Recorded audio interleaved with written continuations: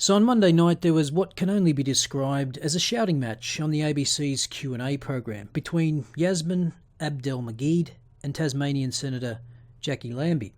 Now whilst it got a lot of play in the media, the argument produced nothing of substance. As John Lyons of The Australian put it, unedifying, ill-informed and played to prejudices on both sides of the debate. And no, I'm not going to play the clip for you here because every time I've included a clip of Q&A, no matter how small, the ABC claims the monetisation on the video. That means every single one of your views generates revenue for the taxpayer-funded ABC. And as someone opposed to the leftist echo chamber of the ABC, I don't want to contribute any more money to them than they already get from hard-working Australian taxpayers. However, if you want to see the clip, pause this video and click the link in the top left corner of your screen and it'll take you there. The full segment goes for about 5.5 minutes. Now this whole saga was kicked off by a question from the host Tony Jones, who asked Jackie Lambie, "Did you say that we should follow Donald Trump's example by deporting all Muslims that support Sharia law?" Lambie then replies, yes, that anyone that supports Sharia law in this country should be deported, which triggers Magied into a rant about how people that criticise Sharia don't understand what they're talking about, and then throws out the example of praying 5 times a day as an example of Sharia. So there are all kinds of problems with this exchange. No one bothered to define what Sharia is. We don't know what is meant by Lambie's statement about anyone that supports Sharia. What does that mean? Does it mean anyone that advocates for it or practices it or both? And what aspects of Sharia? Sharia can govern anything from how to drink a cup of water to commanding that adulterers be stoned to death. But Magied is guilty of what a lot of religious apologists do. She's cherry-picking a benign example such as praying. Now this should be fairly simple. If you believe in freedom of religion and praying 5 times a day as part of your religious practice, then knock yourself out. It doesn't infringe on any law. But when Sharia does conflict with actual Australian law, there should be absolutely no question. Australian law prevails every single time, with no exceptions. We don't want a country where we have parallel legal systems, one for particular identity groups and another for everybody else. And if you think that concern is overblown, just look at the UK, where there are reportedly 85 Sharia courts in operation, 99% which are run by men, dispensing who knows what kind of justice.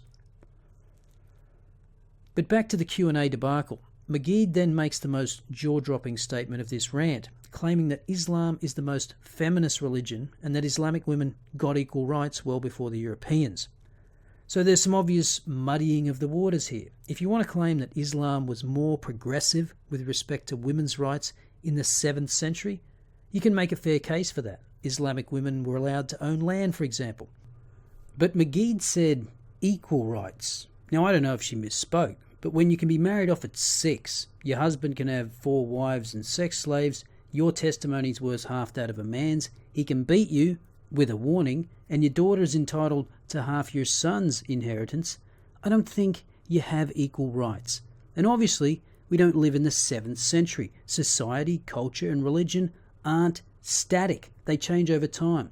The problem with Islam is that it hasn't evolved to the same extent as other religious systems and the societies that have grown up around them. And it's not hard to understand why. Islam makes special claims for itself, that the Quran is the unalterable word of God, and that it is the final revelation. And that's not an extreme belief. Fully 2/3 of Muslims in majority Muslim countries believe there is only one interpretation of Islam. So Magied can bang on all she likes about how Islam is open to personal interpretation, but that belief is at odds with how the majority of Muslims around the world see their faith. And on the topic of equal rights for women, I pointed out last week the obvious inherent sexism in the Quran from which Sharia is at least partially derived. Not to mention, just last week here in Australia, we had the faces of women presenting at an Islamic conference blacked out. The idea that Islam is a champion of women's rights today is laughable. Just look around the world. Iranian women can't go outside without a headscarf. They need permission from their husbands just to leave the house. They can't drive a car in Saudi Arabia. Magied has dual citizenship with the Sudan, a country in which 90% of girls experience genital mutilation. Sure, it's fine for Magied to claim she has equal rights. That's because she lives in a secular, democratic country like Australia. And Magied has subsequently made a video explaining that yes, there are Muslim majority countries that discriminate against women. For example, the law against women driving in Saudi Arabia. Magied argues this is related to culture, not religion, because Saudi is the only country that has this law. But what is really important to understand is the difference between religion and culture. Saudi Arabia doesn't allow women to drive. No other Muslim country has that law. It's cultural and reflects the conservative and patriarchal nature of that society, not what Sharia stands for. But why then, according to the World Economic Forum Global Gender Gap, are 18 of the worst 20 countries on that list Muslim majority countries? Coincidence? I think not. This idea that culture is completely independent of religion is like arguing that gender is unrelated to biological sex. Now, to show you how tolerant the Australian Islamic community is, they've launched a petition requesting that Q&A and ABC make a formal apology for Jackie Lambie's comments.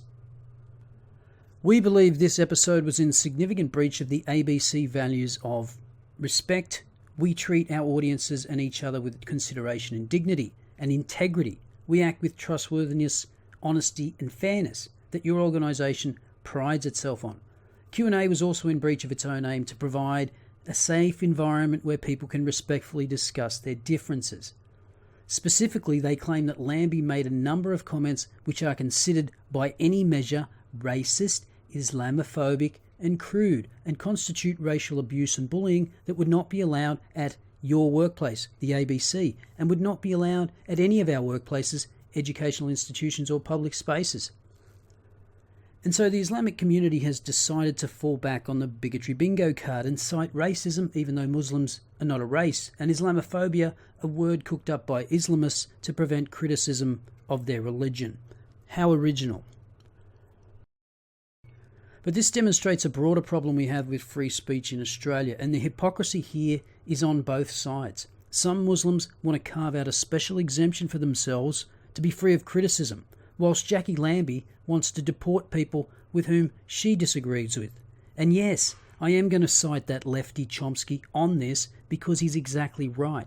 If you really believe in free speech, then you're in favour of freedom of speech for precisely the views you despise. Otherwise, you're not in favour of free speech. So I disagree with Jackie Lambie. If a Muslim wants to argue for polygamy under the guise of Sharia, then they should be able to. And then those of us who oppose such obviously discriminatory practices can argue against them and expose them for their inherent bigotry and demonstrate that they have no place in a secular democratic nation like Australia. That's how you proceed in a civil society that believes in free speech. But unfortunately in Australia, a lot of people don't believe that. And that's how you end up with the pernicious Section 18C that enables people to sue others for being offended. Now, if all that wasn't enough, we also learned, courtesy of The Australian, that Magied has been on a 3-week grand tour of Islamic regimes, all funded by the Australian taxpayer.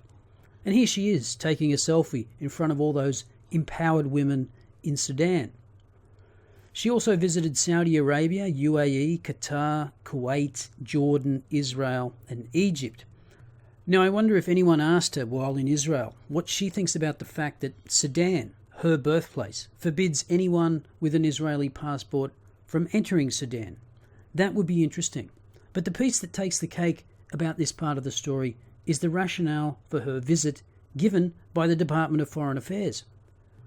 DFAT said Yasmin Abdel-Magied visited a number of countries in the Middle East to promote Australia as an open, innovative, democratic and diverse nation.